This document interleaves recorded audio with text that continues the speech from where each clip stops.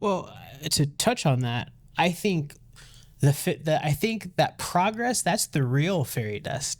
That thing that happens every time you get in there and do it. And Yeah. that's those little moments of growth. That's the real magic. And that's where, when things start clicking, it's really not because something just Yeah. magically happened. It's because you didn't realize that each time you were doing this, every step of the way, something was changing inside of you. Yeah. And so that is what I really think is the real fairy dust, is these little moments where we have given ourselves to something and we continuously do that over time. And every time it happens, there's just a little bit of knowledge we gain that then translates into a skill. Yeah. I love that you said that.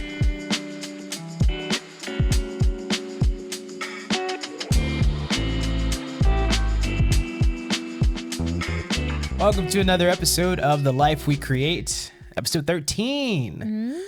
I'm Cobain Rivers. And I'm Taylor Joy Stevens. And we're glad to be here with you tonight, today, this morning, this evening, this afternoon, this point in history. Yeah. Whatever time, space, reality you're in. Yeah, or if you're in the multiverse, maybe you're watching this in a whole parallel universe and you're like, and maybe you've got super technology and you're just like able to see things all across the universe.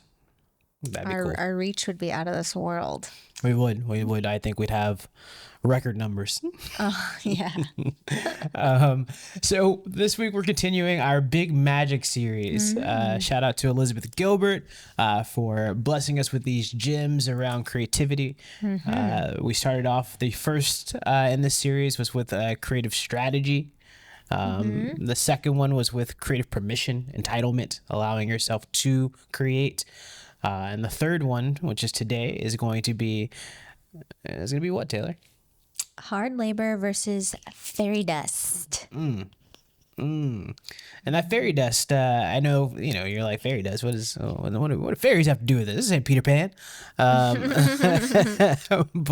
the fairy dust is that magic that I think a lot of people are searching for when creating. They're waiting for. They're waiting for. They're hoping that it comes. And it's that spirit that we're waiting to overtake us so that we can create the best creations of our life. Yeah. That's what I think the thought process around it is. Yeah. And how's that connect? How's that magic there connect to the labor?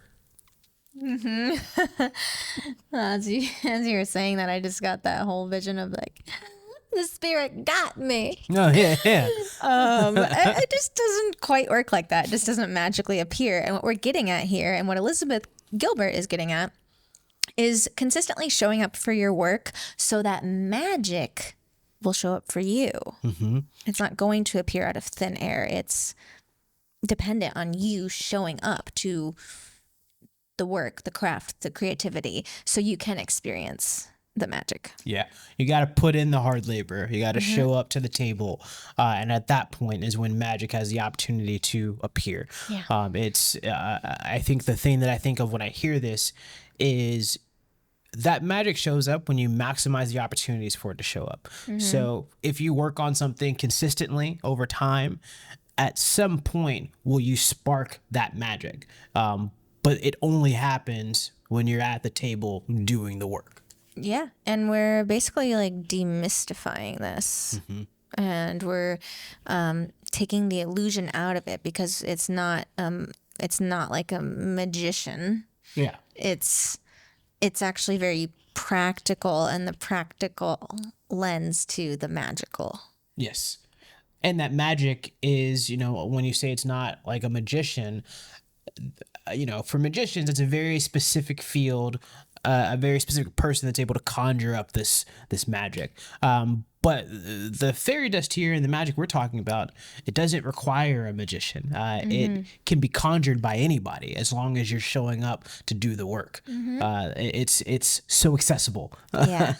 Yeah. And it's just, you'll know when you're doing it, it'll be like a really inspired moment. It'll be sometimes like an epitome.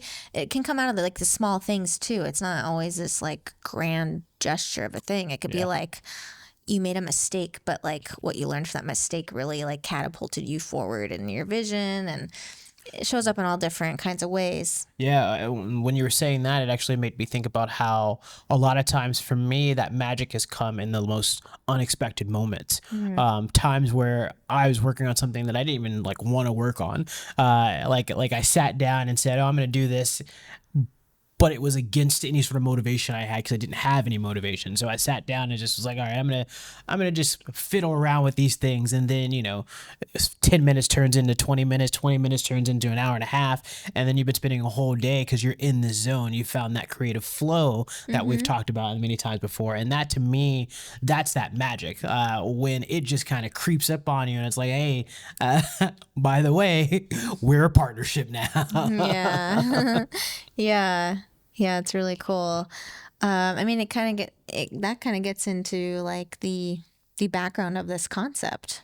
In the book, Big Magic, Elizabeth Gilbert talks about kind of some mythological sort of cultural roots or origins for this concept. Yeah. And so the Greek actually it was a Greek that led the Romans, but starting with the Greeks, they had a word for this happiness. Yeah, this extreme state of happiness that you get, out of doing something. That state they call eudaimonia, which part of the meaning is well-demoned. Yeah. So it's like this spirit that you feel like with you, which is cool. And so the Greeks and the Romans think of it as, this house elf, more or less, spirit or house elf Dobby. that is there with you. Yeah. Dobby. Yeah. And that it's like, basically it's like not just you alone when this like magic is happening. Yeah, and the Romans had like an actual term for this concept, and they referred to it as your genius. Yeah. So this house elf that would come and visit you when you're sitting there working at night or whenever time you're working, this elf would bring you your genius, which would then help you take whatever you're working on to the next level. That would get you into that flow state.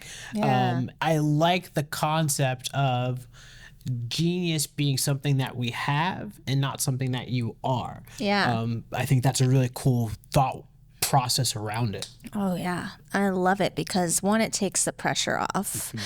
And Elizabeth Gilbert breaks it down to say that it takes the ego out of it. Yeah. It takes the ego out. And she basically says it takes the corruption out of praise for when you do something really well and well received, and the corrosive nature out of shame because your identity isn't, in your work. Right.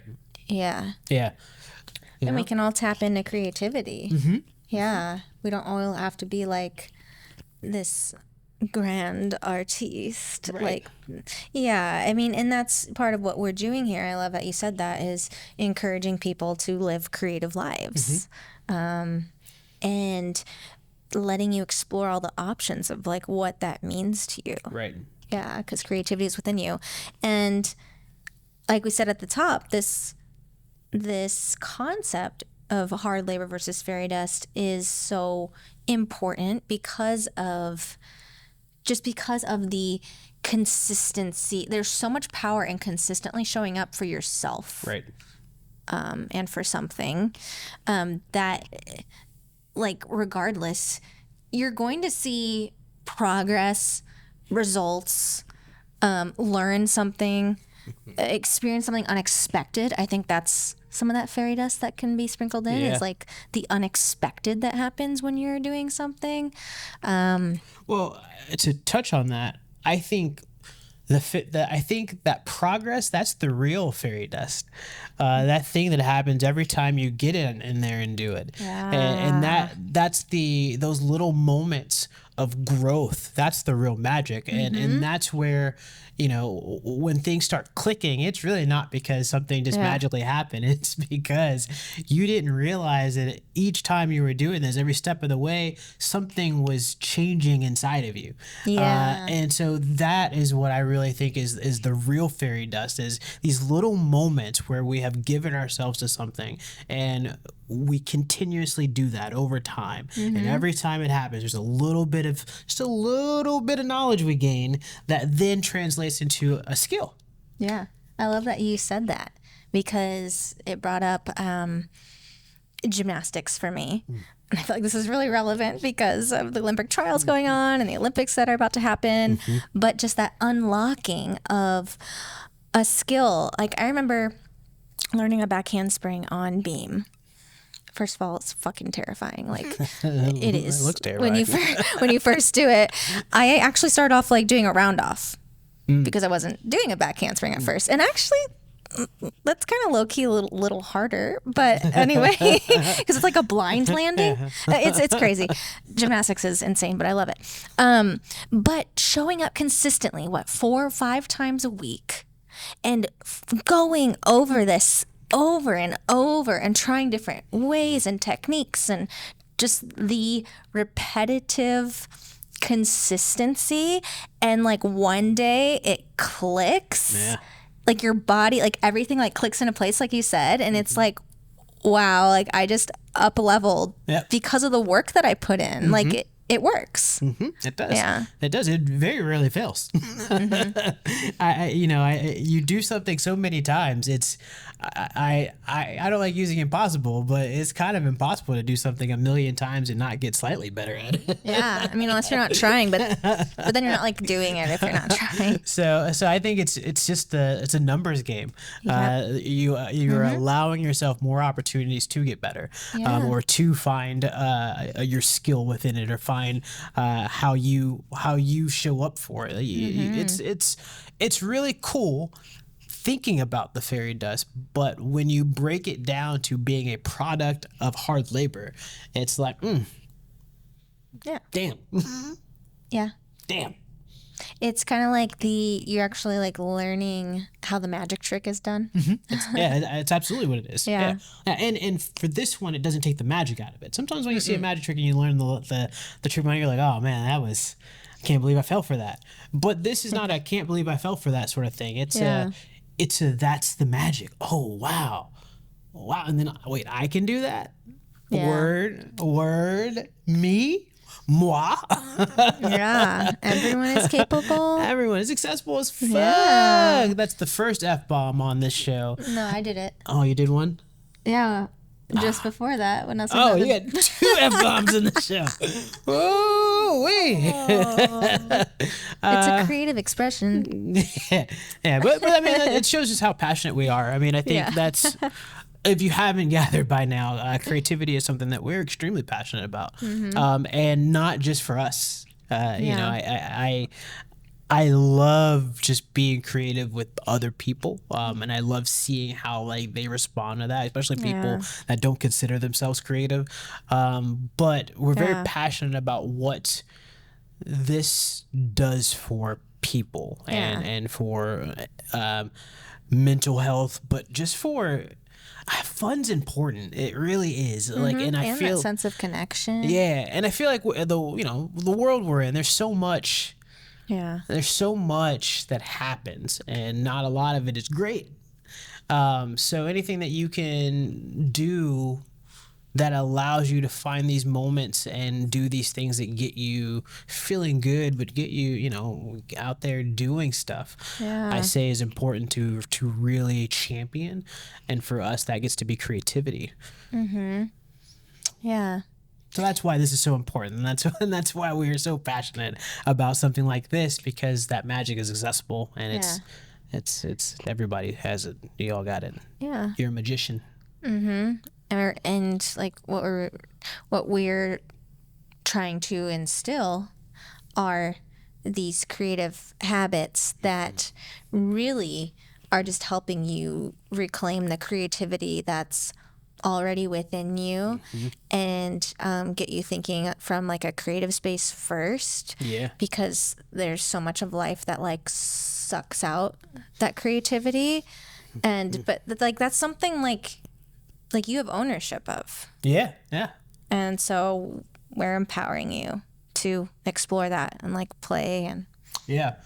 And then, and with the Big Magic book, I think Elizabeth does such a good job of really breaking down the barriers between how one can be successful in creativity. And it is this thing that is not unobtainable. It's not this thing that is even a thing that can be gatekept by anyone, by anyone. Yeah. It is a series of activities that you do that help a mindset that then allow you to become this person that does and lives through creativity. But it just starts with these actions. Yeah. And that's really Being cool. open to it. Yeah. Yeah. Yeah. Yeah, I think exploring creativity allows you to think from a more open-minded space. We actually touched on that in one of our episodes. Yeah. But it eliminates like blockages, you know, in your processing and, you know, the solutions you come up with. It's just a really powerful tool that you can hone. Yeah. Yeah. So that's why it's so important, and that's why we even cared about this topic. And but I think, you know, there are some things that you can do outside of just being consistent. But there are some mindset things around how you can be in the space to even, you know, want to be consistent. And Taylor actually had some advice from John Rosenfeld. Yeah, I got this really great acting advice from John Rosenfeld. He runs John Rosenfeld Studios here in LA. Shout out. But one of the best pieces of acting advice that I received was I was doing this scene. And originally it was Mae Whitman doing it. And I was just, you know, recreating it for like a self-tape and doing my version of it. And as he was coaching me, he said, take them off the pedestal. Like whatever scene that you're doing, if it's been done before, take that actor off the pedestal because you're not them. Like take that pressure off so you can explore and play and make it your own. And I just thought that was really, I don't think it was a really pivotal piece of advice for me, of letting myself like get this, you know, this certain expectation of like what it should be because that's how I saw it. But it didn't leave any room for me to really explore how I would do it. And that can go for anything. Yeah, actually, I like that because I think when we're talking about that magic and that fairy tale, I think that being inspired by a person, sometimes you fall into imitation. But when you constantly are doing it, that imitation usually wears off and you kind of become your own version. I think about in music. I started listening to Kanye West demos because it was like Kanye West in the rawest form, because these are ideas. They're not even fleshed out songs. They're just pieces of ideas. And when you see the people you're comparing yourself to or the people you look up to, when you see them in their most rudimentary form, it really breaks away a lot of the barriers that make them this big person. Oh yeah. And so I like that. Take them off the pedestal. Allow yourself to experience. Yeah, it's drawing back the curtain that we talk about. It's that's that piece. And I actually thought of the Wizard of Oz. Ah, yeah. Absolutely, yeah. I thought he was this grandiose being, and he fucking pulled back the curtain. Oh, there's number 3. You pull back the curtain, and it's just like this small man. Yeah. Not that these, right. Not these people are small people, but they're human. Yes, yes. Yeah. The only difference, and as what I said earlier, the only difference between you and them is generally experience. And experience is something we can all get. Like, you know, and that's what I think about anytime if I watch an award show and I see somebody accept an award, my thought no longer is, man, like I can't imagine being them. I think my thought now is wow, look how much experience they've developed to be where they are. and that comes from going and doing the thing and putting yourself out there. Yeah. Every level is obtainable. I don't, if someone else got there, you can get there. Yeah. It's about what you're gonna do to get there. Oh, because it's like some people are like, you see something and they think, oh, that person must have just bought their way there, or nepotism. That's one that's been a real topic lately. Is this concept of nepotism and people being so angry about it. You're a nepo baby. Yeah. But the reality is, like, Wish I was a nepo baby. you still got to do work. Like, if you think of most of the people that have that nepo title that are doing stuff, Maya Hawke, for instance. Maya Hawke's getting it. That's Ethan Hawke and Uma Thurman's child. And Maya Hawke is showing up in a bunch of things now. But She's been at it. she's been at it, and I'm gonna be honest with you, I've not seen Maya Hawke in anything where I've been like, man, Maya Hawke was bad in that. Like, so being mad at someone for being in the space because they had the opportunity to be in the space is crazy when they're doing the work to be in the space. Oh, yeah. So that the nepo thing's crazy to me, but I think you got to do the work. Everybody's got to do the work. That's what shows. The people that end up not doing the work and just get up in the room, you don't see them in the room for very long. No, that doesn't last. Yeah, you can't be in that position and like maintain it if you're not doing the work and showing up. So, yeah. Yeah, that could be a whole conversation. We have this conversation a lot. Okay, yeah. That's topical for me because of Bronny James, right? Everybody's talking about Bronny, and I'm like, man, if Bronny didn't do the work, he wouldn't really be in the same. He could be, but Bronny went to high school, played ball. He went to college, played ball. Granted, he didn't play as long as some people may think, but well, he's played since he was a child. He played since you're a child, and you have the opportunity at the door, like, to get in. If you, I can talk about me right now. If I have the opportunity to get into the door, like, I'm going to take it. Like, so it's weird to think that, Bronny shouldn't take it just because his dad's there. That's crazy. Yeah. Well, that's crazy. Yeah. Especially since, he obviously likes the game Absolutely. and the sport. To be at that level, and with the NBA, like, you have to hit certain qualifications to even, like, be considered, like, to even be drafted. So Wild. It's wild. It's wild. This just really, really inspired us, and I think another takeaway for us was just don't compare and despair and get caught up in that perfectionism, because the point is to do this for yourself. Yeah. First and foremost. Yeah. And learn, grow, develop. Yep. Yeah. Yeah, and that perfectionism that you talk about, it's a constant thing that comes up. That's why we keep mentioning it. But all these things are usually things to help you get through that. Yeah. And there's really no such thing. I mean, kind of on the topic of, sorry, I just wanted to circle back really quick, because the whole concept of that with, with Taylor Swift, Bronny, all these other people, there's no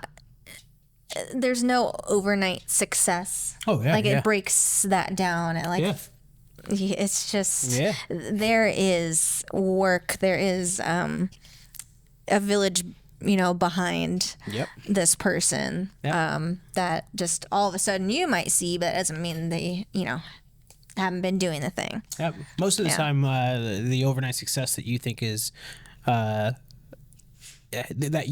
happened has been years and years of work on their end. That's a lot of times that's what it is. It's them showing up consistently, and finally you got tuned in.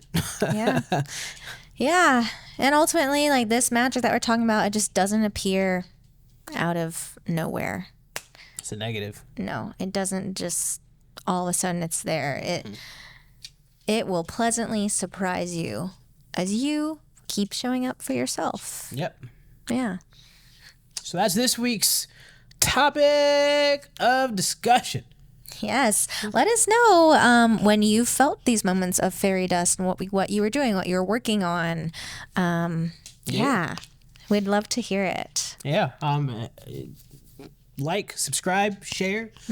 Tell the whole world about the fun you've had with us today. No, seriously though. Thank you for joining us. Yes. It's been a great episode. I think next week we'll probably wrap up our Big Magic series. Maybe. Stick around, find out. Yeah, and then if you guys any books that you like about creativity, I know we've talked about The Artist's Way, which I think we're going to get into here next. But this is the thing we've enjoyed doing. We've enjoyed kind of reading books and coming back and here and talking about them and seeing how they apply to what we do here. Disseminate the knowledge to you. Yeah. So any books that you recommend, we'll definitely hit that up. Yeah. All right. Well, we'll see you. Yeah. I don't know when this happened, but it's a thing we're doing now.